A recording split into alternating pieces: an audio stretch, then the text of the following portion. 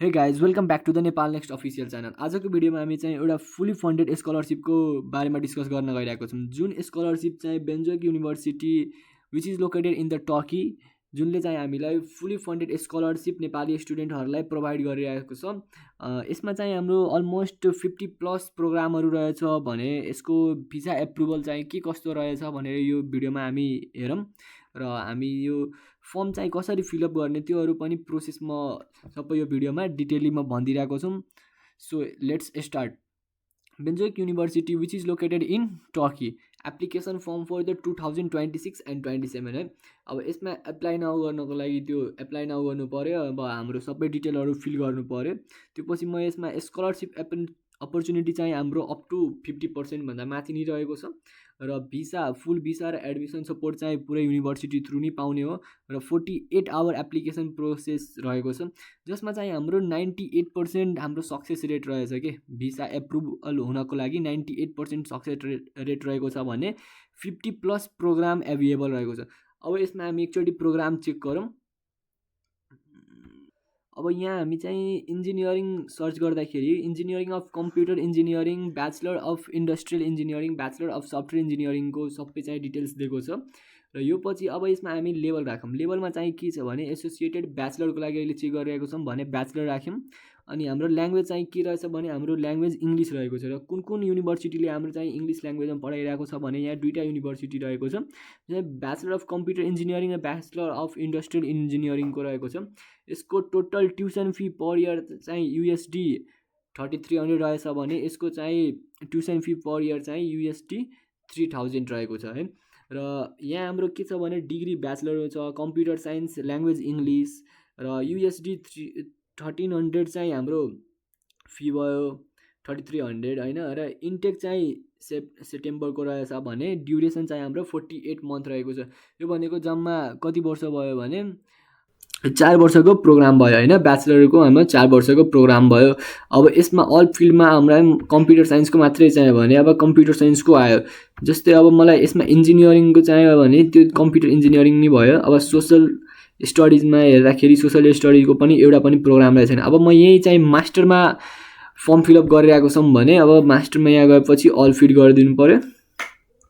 Master of computer engineering which is the non thesis इङ्ग्लिसमा रहेको छ भने यसको चाहिँ टोटल पर इयर चाहिँ हाम्रो लागिरहेछ USD 3000 विथ द 50% स्कलरसिप है। हाम्रो 50% स्कलरसिपमा यति लागिरहेको छ है। यो मास्टरको लागि मात्रै छ। मास्टर भनेको त्यही 1.5 साल 1.5 इयर जति हाम्रो लाग्छ र यता चाहिँ मास्टर अफ कम्प्युटर इन्जिनियरिङमा चाहिँ हाम्रो 3500 लागिरहेको छ USD, जुन चाहिँ पर प्रोग्राम छ हाम्रो होइन। मास्टरको लागि चाहिँ हाम्रो ठ्याक्कै 2 वर्ष लागिरहेछ यो कम्प्युटर इन्जिनियरिङको लागि विथ थेसिस। एन्ड नन थेसिसमा चाहिँ हाम्रो 18 मन्थ मात्रै लाग्छ र यो कुन टेक छ भने फेब्रुअरी र सेप्टेम्बर टेकको लागि हो, सेम एज फेब्रुअरी र सेप्टेम्बर टेकको लागि। अब यो पछि हामी चाहिँ ब्याचलरमै होइन, अब ब्याचलरकै एआईतिर जाउँ है।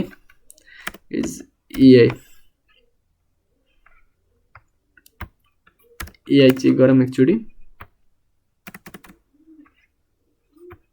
यहाँ चाहिँ हाम्रो 14वटा प्रोग्राम देखिएको छ। अब यो पछि हामी चाहिँ के भन्छौँ यहाँ नेक्स्ट गरेर चाहिँ हाम्रो टोटल 65+ प्रोग्राम रहेको छ यसमा, जुन चाहिँ नेक्स्ट गरेर 1 बाई 1 हामीहरू त्यसमा फाउन्ड गर्न सक्छौँ होइन। पछि हामी सबै प्रोग्राम 1 बाई 1 भिजिट गरेर अनि त्यो पछि हेर्नु पऱ्यो कि कुन प्रोग्राममा हामीलाई जानु छ भनेर। And then after will go for the application form.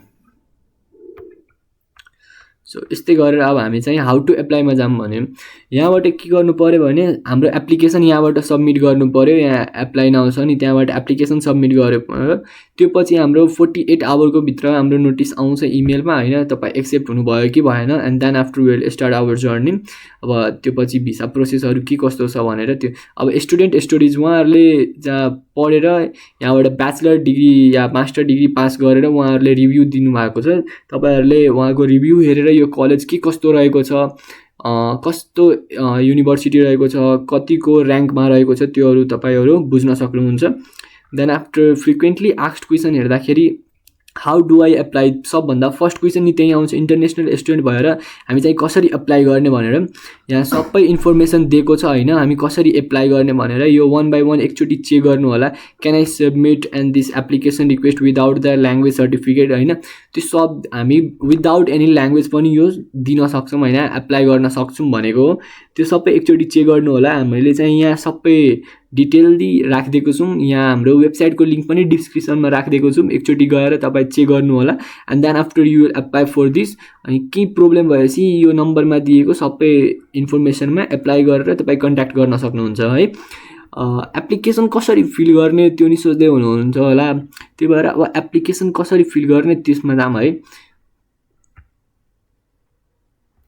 अब एप्लाई नाउमा जस्तै मैले आर्किटेक्चरको लागि गरेँ, यसमा चाहिँ हाम्रो फर्स्ट प्रोसेसमा रहेको छ पर्सनल इन्फर्मेसन, देन सेकेन्ड प्रोसेसमा के रहेछ भने डकुमेन्ट, र थर्ड प्रोसेसमा हाम्रो रिभ्यू र सबमिट।